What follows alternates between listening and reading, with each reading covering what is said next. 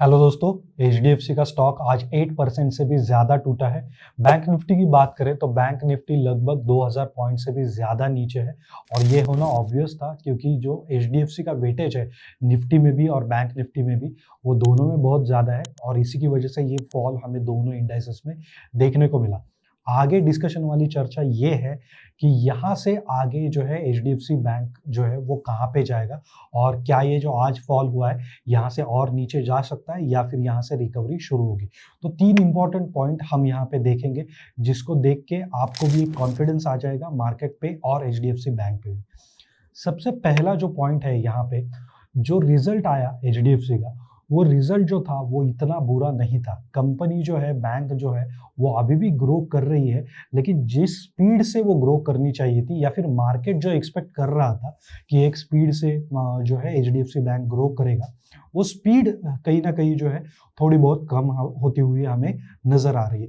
तो यही एक सिंपल रीजन था। इसके ऊपर जो रिएक्शन आया है वो काफी शॉकिंग है सभी के लिए।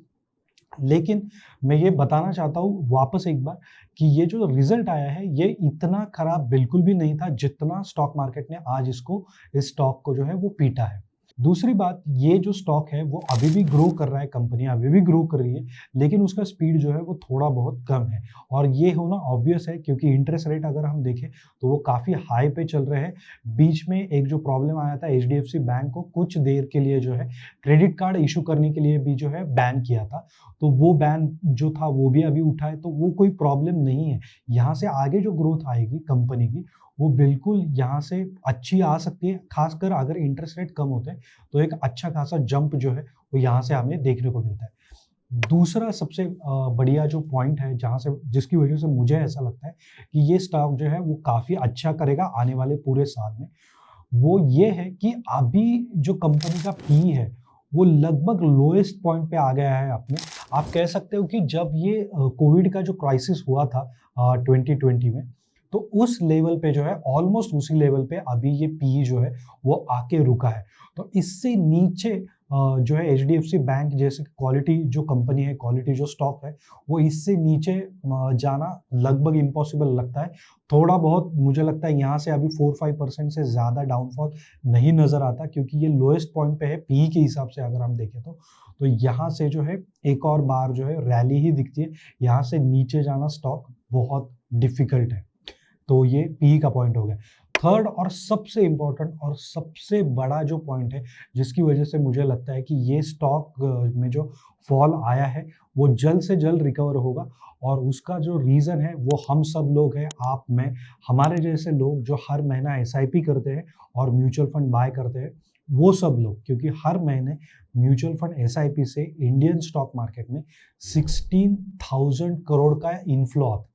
16,000 करोड़ दोस्तों, ये स्मॉल अमाउंट नहीं है। ऑलमोस्ट 2 बिलियन से ज़्यादा हम लोग कह सकते हैं कि कैश फ्लो जो है वो मार्केट में आता है और इस कैश फ्लो का मोर देन 70% जो आता है, मोर देन 70% वो आता है या तो इंडेक्स फंड में या फिर लार्ज कैप फंड में। और ये दोनों ही जो फंड है ये दोनों बाय डिफॉल्ट एचडीएफसी बैंक में इन्वेस्ट करते ही है, क्योंकि एचडीएफसी बैंक जो है वो लार्ज कैप में भी काफ़ी अच्छा स्टॉक है। और अगर हम इंडेक्स फंड की बात करें, फिर वो चाहे निफ्टी से लिंक्ड इंडेक्स फंड हो या फिर बैंक निफ्टी से, वो दोनों में एचडीएफसी बैंक में बट ऑब्वियस जो है इन्वेस्टमेंट हो ही जाती है।